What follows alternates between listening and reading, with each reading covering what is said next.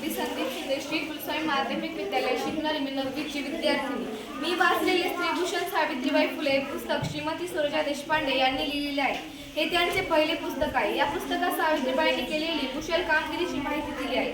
मला सावित्रीबाईंचे थोर कार्य, त्यांचे चांगले विचार, त्यांचा शैक्षणिक सिद्धांत याची मला माहिती मिळाली. आज मी शाळेत शिकत आहे त्याचे कारण म्हणजे सावित्रीबाई फुले यांनी मुलींसाठी शिक्षणाचे द्वार उघडले. हे पुस्तक वाचून मला अभिमान वाटतो की मी एक मुलगी आहे.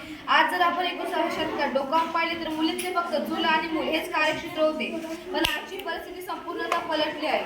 आज सर्वच कार्यक्षेत्रात मुलीच पुढे आहे. सावित्रीबाईंमुळे एक धोरण संपुष्टात आले, गाव तिथं शाळा. यामुळे आज प्रत्येक गावात एकतरी शाळा आहे. आपण म्हणतो की मला कर्तृत्ववान पुरुषामागे स्त्री असते, पण सावित्रीबाई मागे ज्योतिबा त्यांचे पती होते. मला असे निश्चितच वाटते की फुले पती पत्नी अभिप्रेत असलेला समाज निश्चितच साकार झाल्याशिवाय राहणार नाही.